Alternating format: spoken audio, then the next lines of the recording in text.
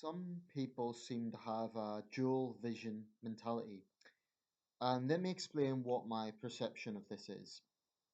So,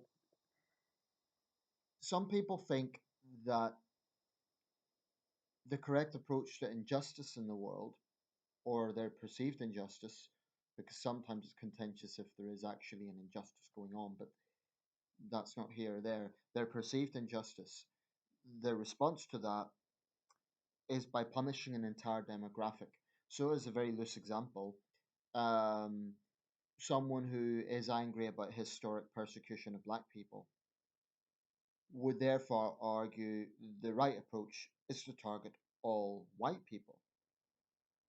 Someone who is unhappy about the historic inequality, disenfranchisement women had would think and try to argue that the correct approach, therefore, is by shaming all men or targeting all men.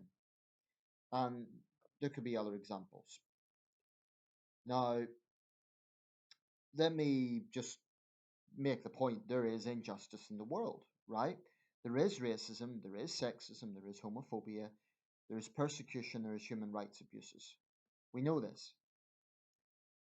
But I really have little patience with the argument that your people done this, therefore your people deserve to be punished now. I mean, apart from being petty revenge, it's lumping people into groups, men and women, black and white and Asian, black and Asian,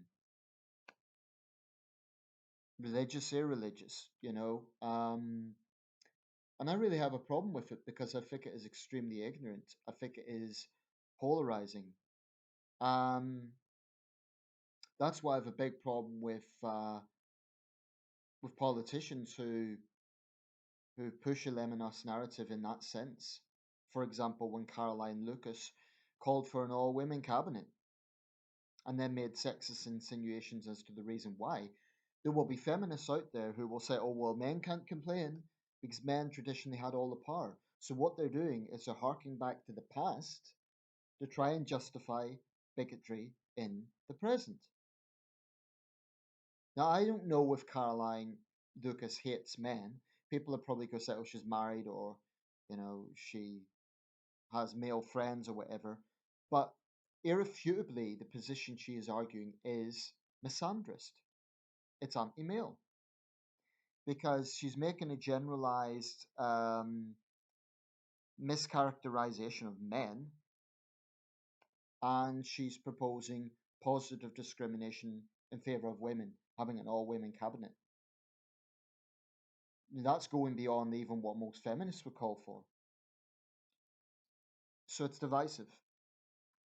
Um, and when people look at, for example, white police in the United States killing black people, and then they want to blame all white people for that,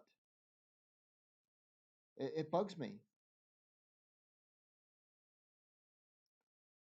Um, so this dual mentality, black and white, right and wrong, there are not many things in this world that are absolutely clear cut, right or wrong. Many big issues. I think some things are. I think torture is blatant. It's just wrong. There's no. But it really bugs me. It really irks me off that some people think have this tribal mentality and they hark back to the past. Oh well, you men done this, so I had it put to me in the Caroline Lucas video I made. Oh well, you men can't complain because you kept women down. Well, I didn't actually. I have never kept a woman down in my life. But as if that justifies her proposal. It's a nonsensical, stupid, divisive, and insulting argument.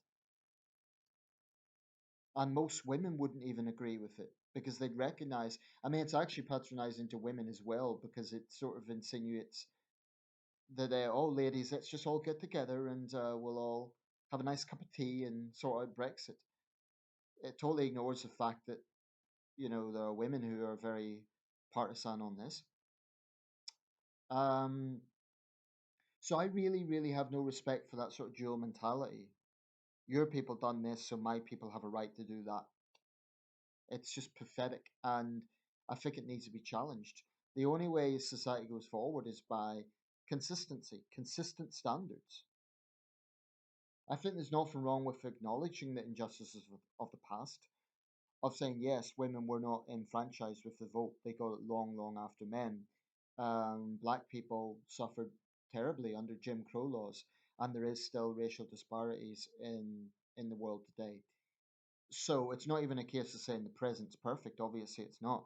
But it's this collective targeting, collective punishment that really, and anyone that condones it.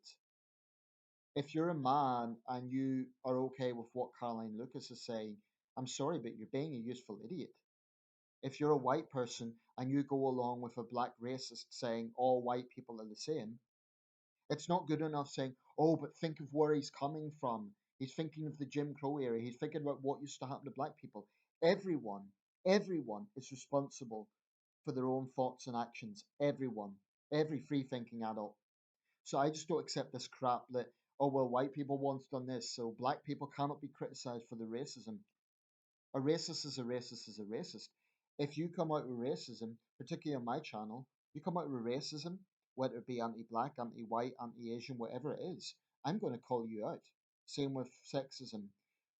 You know, I've called out guys that have said very crude, inappropriate things about women, but I will also condemn feminists who make generalized attacks on men. You know, stay off my channel. So people with this dual mentality, they they are the people responsible for causing divisions in society, and they need to be challenged. And there has to be consistent standards. Lucas hasn't really been put on the spot over this ridiculous proposal. It won't be accepted. That's not the point. The fact that she's even saying it with impunity, I mean, just imagine a man saying what she said. It just wouldn't happen because no man would risk that because he'd be out of a job within a day. Anyway, Joe mentality. It's pathetic. I last point here. I'm not saying that we have to sit on the fence with everything. I'm not saying that every issue is neutral. Not at all. That's not what I'm saying. I'm not saying every issue is grey. I'm just saying that when we're talking about people, when we're talking about groups of people, you can't black and white things. I mean, I have deep contempt for what the Chinese government is doing right now, but that doesn't mean I'm going to hold animosity towards 1.4 billion Chinese people, even allowing for the fact a lot of them are pretty nationalistic. It doesn't mean they all are. Generalizations are the epitome of ignorance, and we need to reject them.